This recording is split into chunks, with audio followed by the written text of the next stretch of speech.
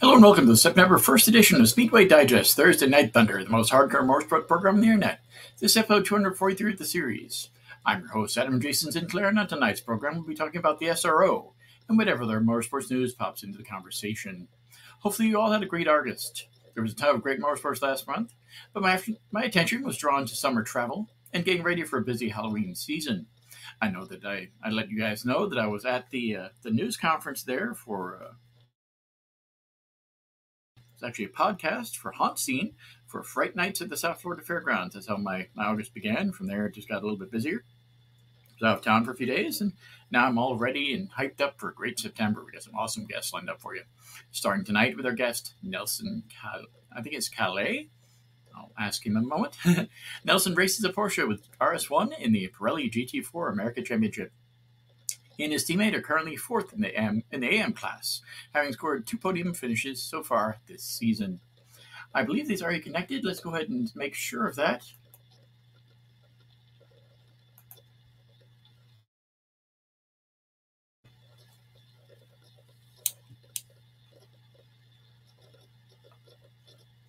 I did just get an email a second ago from him, so let's go ahead and make sure that he is connected this evening. If it's not him, we'll see in a second.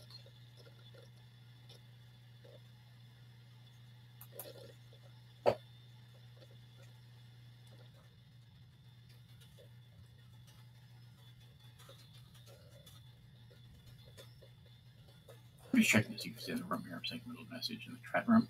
This is one of the things I love here about the Podbean Live. We do have this online chat that can pop up. I'll give it a second. I'm going to go ahead and forward him this email here. Stand by.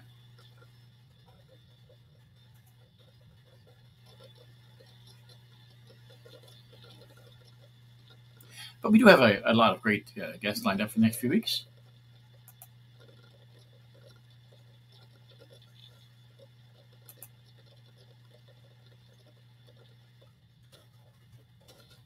I'm checking to see if this is his username. I don't think it is. So go ahead and see.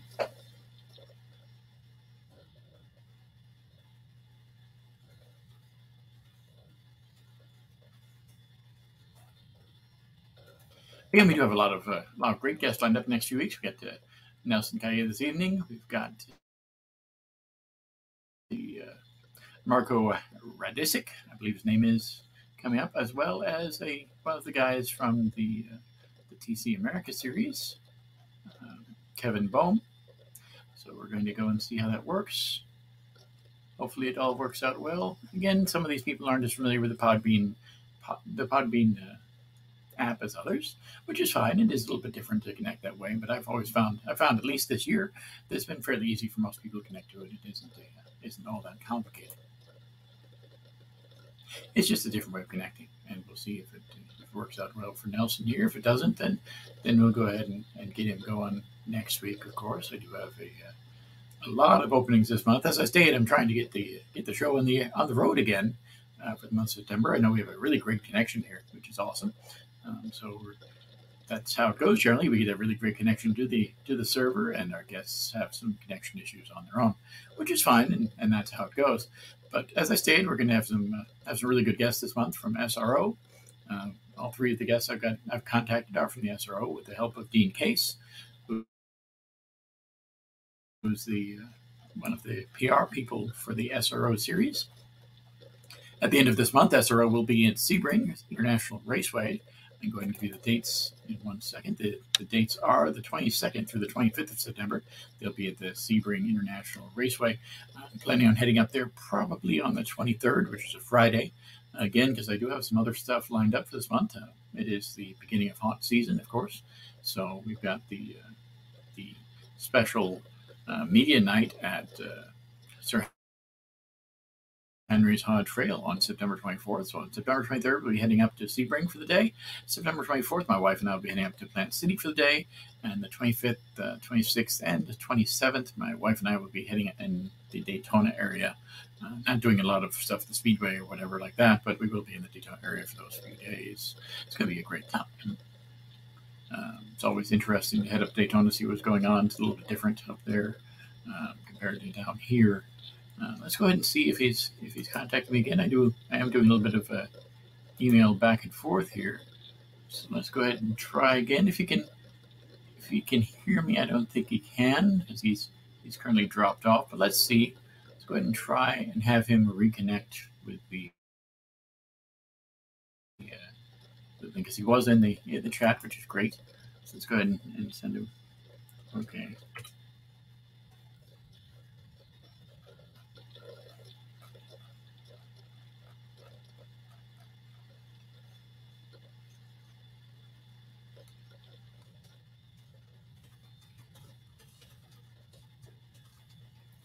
Apparently he's back in the chat again. So let's go ahead and see if we're going to get this going or not. I'm inviting him as a speaker again. Hopefully going to be able to welcome Nelson in a moment. Send an email here. Invite a speaker. Send your invite. So hopefully you can get it figured out in a moment. And we'll see how it goes. Again, it is an awesome night here in South Florida. A lot of racing going on in the next few weeks. And we're hoping to welcome Nelson into the program shortly. I did just send him an invite here, another invite as a speaker. So let's see, I sent him this thing a second ago. So let's see if we can reply once more and just make sure it works out here.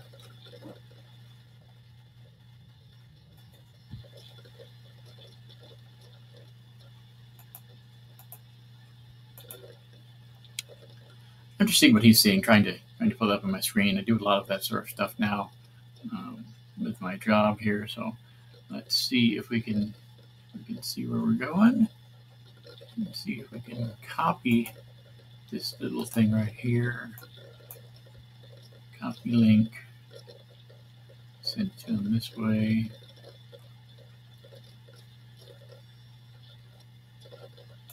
Okay. Click on this link. Again, I'm just trying to walk Nelson through the process here. It is a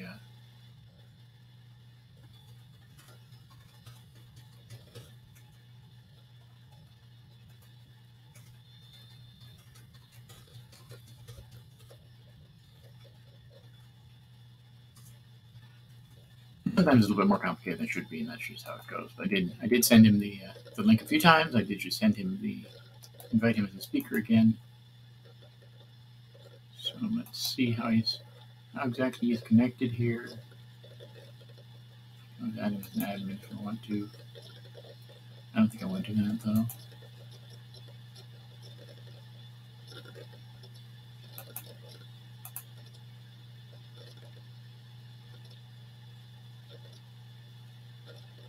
Again, we're trying to connect to Nelson here on the Speedway Digest Thursday Night Thunder.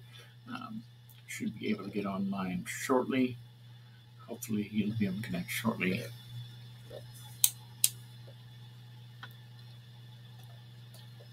Let's see. Are you there? I can't hear you. Can you hear me? Hopefully, you can. We are sort of playing email tag back and forth. He did drop out of the chat once again. So. Hello, Adam. Hello, how you doing? I see you're here now, so that's great.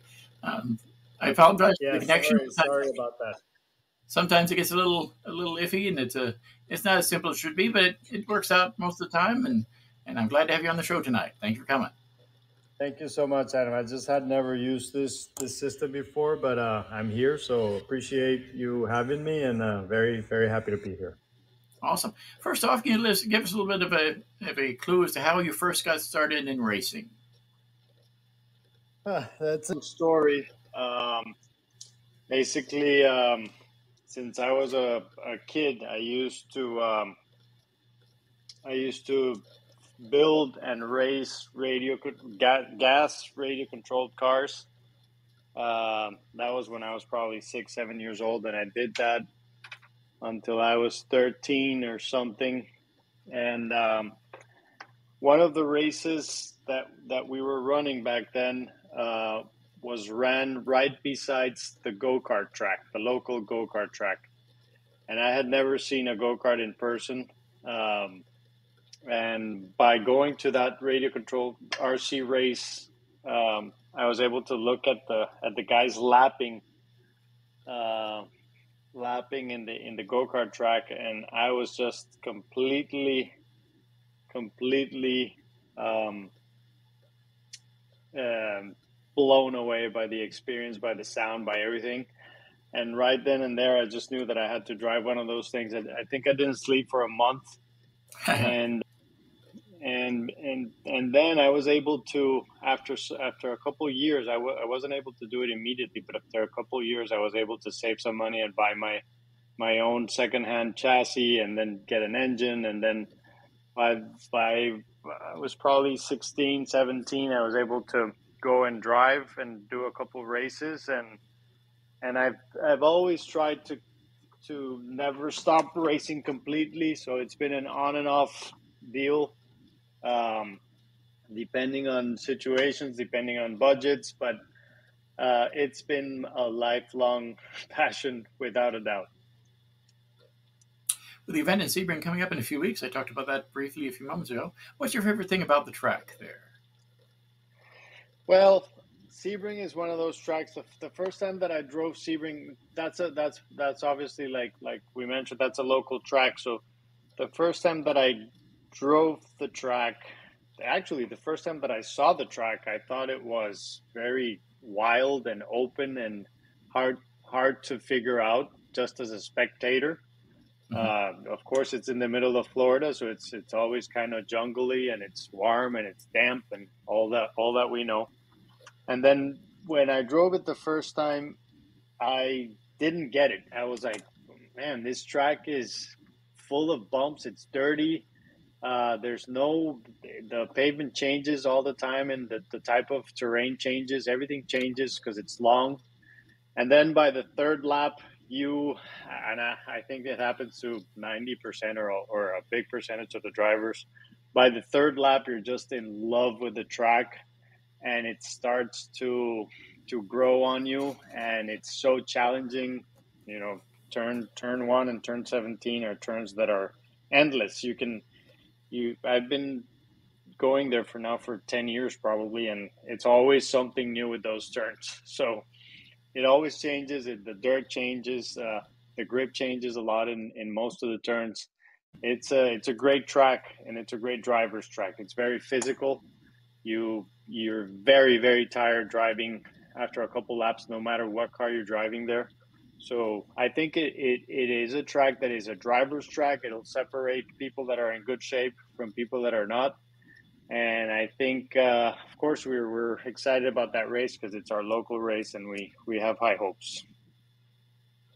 Growing up, who was your racing idol? Without a doubt, Ayrton Senna. I am Colombian born, and at that time, he was one of the first Latin American guys to make it as he obviously did in Formula One and in international racing. So he was inspiration to all of my generation, and I particularly loved his driving style and his persona and all that. And of course, he died young, and we all have a good image of him. So yeah, absolutely him. Can you tell us a little bit more about the SRO series for my listeners who aren't really familiar with it? Well, the SRO has been a dream come true for me. Whenever people ask me, what are you racing now? I tell them, well, for an amateur, for a 50-year-old amateur, I think this is the best place for someone to be racing. We get to drive the latest technology cars. In our case, it's a Cayman GT4 RS 718, which is an amazing car. We love the car. But we get to race against incredible cars. We race the Aston Martins, the Mercedes, the BMWs. All of these cars are absolutely fast in their own ways, and the series is amazing in how they manage the balance of power. It's incredible how these cars are very, very different one from the other in weight and handling and power. and honestly, it's a big surprise of how they're good at leveling the car field, and we are definitely um, uh, it's bumper to bumper traffic in the track. And for example, the last race that we had in Road America, it was a great two races because we had green flag most of the time, and both my stints I had cars in front and cars in the back, probably 90% of the race. So it's intense racing, very clean racing. And honestly, for like I said, for me, it's a dream come true to be able to do this and do this type of high level racing at my age, and and take the challenge, because it is and has been a great challenge to step up and get the race pace. So I think it's for anyone that wants to go competitive racing in an amateur level. It's amazing, and of course the racing in the upper classes, the pro am and pro classes are are equally and of course more intense in some ways. So I think it combines everything that you want to do in racing, in GT racing. I understand most of your I understand most of your experience has been in Porsches, but what racing machine would be your dream ride? uh, well, I love vintage racing, so vintage machines. I love machines that you have to shift and that smell and that you know, that still have mechanical grip, and probably not as much aero as modern cars. So I think it would be a Porsche 917 or a Porsche 910. Probably, I would love to race one of those things in Le Mans. What's your favorite racing memory? My favorite racing memory, I think it's the the first time that I won a race in the Monterey Historics. I've been going there for many years, and have been able to move up the field, start from last, and I'm in the I run the first positions nowadays, and I won for the first time I won a race there, and it was a dream come true by 100%. Now I'm looking forward to winning an SRO race as soon as possible. You mentioned that your interest is in cars that are louder and older and have more mechanical grip and that sort of stuff. But with the movement towards electric powered vehicles gaining momentum a lot more now, the new standards coming out from the federal government increasing the cafe standards to nearly 50 miles per gallon, that sort of stuff. Do you think auto racing as it currently is will be able to survive? Can it adapt in the new future of electric vehicles? Well, I certainly hope so. I like you said, I we live it in the vintage car world. We live it every now and then. The sound limits are becoming more and more stringent. Mm-hmm. There's more and more complaints from track neighbors, and there's more and more tracks that are planning to close or move or do some sort of controls on scheduling and so on. So I think things will adapt, and there will be different ways of preserving gas powered racing as we have preserved vintage racing in many ways. Mm-hmm. But unfortunately, it is going to change in some ways for our generation, where we're used to the smoke, we're used to the smells, we're used to a little bit of leaks here and there, and I think we understand that we live and we have passion for that, but the younger generations don't. I mean, I see my son, and he enjoys watching the EV races, and for him that's an entirely new possibility. Um, he loves and the sound of a eight-cylinder engine or a flat six. He loves that, but he also understands the benefits and the EV racing. So I think they're more open to that, and in 20, 30 years, vintage racing will be something that will be extremely controlled. I think it will still be there. But yeah, undoubtedly, and sadly for us, the older generation, I think we will miss the fumes, and we're going to miss the noise and the tunes of different types of engines for sure. What's your ultimate racing goal? Well, frankly, I don't think it's going to be this year, but both Juan, my partner in SRO, and I would very much like to shoot for the AM Championship in SRO for 2023. Cool. Yeah. And my final question for you this evening: if my listeners are interested in more information about you and your race team, where would they be able to find that? Where should they go? Well, definitely RS1. We race for RS1, and it's a great team based here in Florida as well. They're in Fort Lauderdale. You can definitely visit us there. I restore old 911s, so our website is called drivestrat.com. That is drive and the same word, STRAAT.com. And this is not a racing website, but it's our vintage 911 restoration site. There's a bunch of cool pictures there, and just for anyone that's a Porsche enthusiast, it's just fun to visit. So we're there. Cool.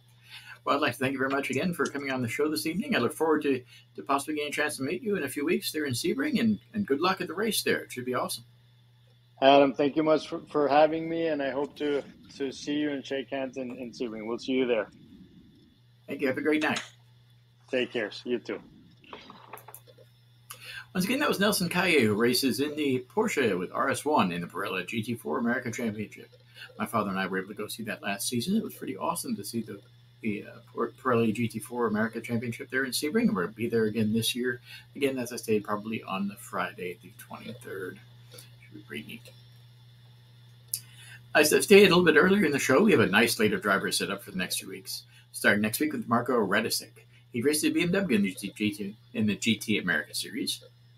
In addition to being a great racer, he has amazing fitness and health story to tell. We also are planning on interviewing Kevin Bohm. He'll probably be on the 15th, which is a couple weeks from now. Kevin is the TC points leader in his CrowdStrike Racing Skip Barber Honda. Then on September 22nd, we're going to welcome Nelson Calle, IndyCar number 4 driver and member of the famed AJ Foyt racing team, to the program. Dalton is a STEM education ambassador and uses his platform to inspire the next generation of students to pursue STEM careers. Now, I'm very happy that we have a great lineup of drivers here on the program for this month until the September 22nd. Hopefully on September 29th, we'll be welcoming the winner of the race there in Sebring. That's right. I'm also going to be trying to get a few more racers when I get to head up there in a few weeks on the 23rd. Hoping to hang out a little bit with Dean Case and get some new contacts in the SRO paddock. It'd be pretty awesome to talk to some of the drivers there. I know they're a great bunch of guys. Kevin Bohm is one of the people who actually have I recognize his name, so that'll be cool to see that. I have covered CrowdStrike Racing through their PR people for several years now, so that'll be awesome to see him there. It'll also be cool to meet Nelson Calle and Marco Radicic and a few other drivers as well. Really looking forward to it. It'll be a great weekend. I don't get to go to quite as many races as I had on my slate originally, but this year it's picking up, so I'm happy about that. For those of you who are interested in racing updates from me, my next event I'm planning on going to after Sebring will probably not be until January at Daytona International Speedway. I was originally slated to go to Daytona International Speedway this past weekend, but it just didn't work out. I had way too much stuff going on, so that happens. But I did get the offer from NASCAR, and I really appreciate it. And I said that I was very happy for that offer, and hopefully I get to go to at least a couple NASCAR races next year. But as I'm stating right now, and my next one will be January. It'll be the Roar before the Rolex 24. We were just talking about our travel plans for that this morning. So after Sebring. It'll be a little bit of a break for me away from the track, but hopefully it's not that long of a break, and hopefully we're able to get some awesome people on the show in October and November. Again, I'm not sure exactly when we'll be having a little off-season break here for Speedway Digest Thursday Night Thunder and the Speedway Digest Racing Motorsports Network. So hopefully there will be not as long of a race we had sometimes, but you never know. We'll figure it out as we get closer. I'll let you know first, of course, here on the show as well as on the Facebook page. So looking forward to a great season of racing. Haven't been following quite as much online or on television as I have in the past. Again, I've had a really busy month of August. This month I'll try my best to do try to keep a little bit closer eye on what's going on and off track. I do know that the NASCAR season is wrapping up. They're going to be going to the playoffs shortly, so that'll be interesting, especially the fact that Bubba Wallace is going to be moving from the 45 or the 23 to the 45, which is the car that Kurt Busch was driving most of the season, and of course Ty Gibbs will be moving from the 45 to the number 23. Now, what I believe is going to happen is they're going to be bringing the driver and the crew chief, but they'll be keeping the crew on the cars as they stay right now. That'll be interesting to see how that goes. Also, the fact that Kurt Busch is not returning as quickly as he hoped, that could turn into a major story. As of right now, he's going like week to week, but that could turn into a really big story if he decides to retire this year. His brother Kyle, of course, is going to probably be switching from Joe Gibbs Racing to another team as of yet undisclosed. Part of that's due to sponsor issues, part of that's due to other issues he's got going on, behind the scenes things that we'll never really find out about. So that's kind of interesting as well.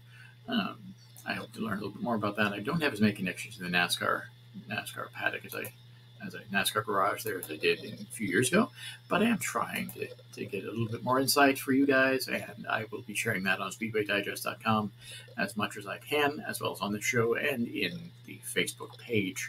Now, I'm very happy that I did get to do the interview. It was an email interview, and it was really cool, but I did get to do an interview with Daniel Suarez recently. Hopefully you see that. It was a featured piece on SpeedwayDigest.com. Daniel Spark. It was also shared by the Brakes organization, which is a great group of guys that they concentrate on safety. They were founded by the drag racer Johnny Herbert, so that's pretty cool, and it's great to have that sort of support in the world of auto racing. So that was pretty cool to get to talk to Dr. Suarez and have his people assist with the email interview. That was pretty cool. I'm always looking for other people who are interested in being both on this show as well as being profiled online in some of the interview things. I do have a few more of those hiding in my inbox.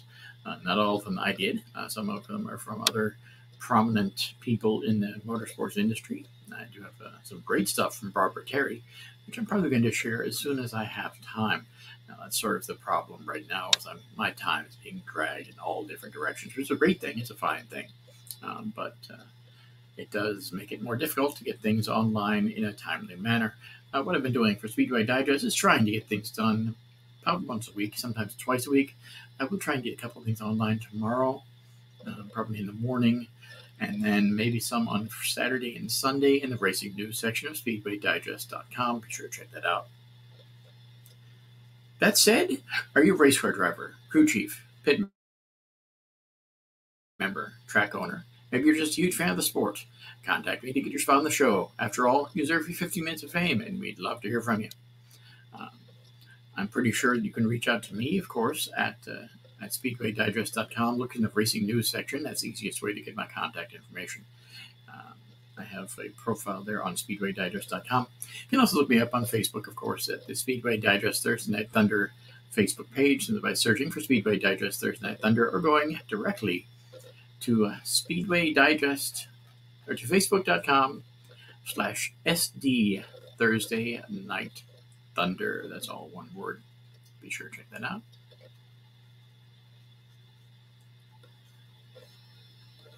Now, we do have a lot of great stuff going on this channel, and we have a we're going to have a lot of awesome articles coming out in the next few days about different things happening in the world of modern motorsports. I got a whole lot of stuff lined up for the NHRA, which Nelson Calle commented on. The sights and sounds and smells, of course, are a huge part of the NHRA. And I'd love to talk to somebody from the NHRA about that in the future. I probably will. I've had some great contacts with the National Hot Rod Association recently, so we'll try and get some of those people on in the next couple of weeks, hopefully before their race to the championship as well. And we'll see how they feel about the impending electrical revolution that is on the doorstep of the world of not only motorsports, but of automotive technology as we know it. So I'm also working on a little bit of an article about the current crisis in the world of purchasing automobiles. It seems as though things are changing, especially with Ford Motor Company, but with other companies as well, Hyundai, Kia, even General Motors, and of course Toyota and Dodge. They all have different ways of ordering things now that you never would have thought of a few years ago, unless you really, really want a car. Lots are emptying out all over the country, and you're having to go online. You're having to go in and talk to a dealer and basically order the car that you want, which is great, but it brings up its own set of problems. The shortages of the pandemic are still with us, unfortunately. Things like chip shortages and that sort of thing are not only pandemic related, but climate change related. And the climate is being kind of a pain in the butt in certain parts of the country and certain parts of the world. Slowdowns in China due to weather are just as much a problem as slowdowns due to the pandemic.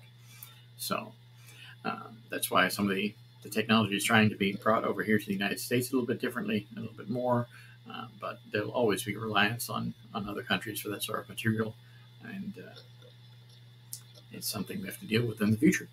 They are dealing with it slowly but surely. Things are changing, but it's a slow process, and we'll see how that goes in the future.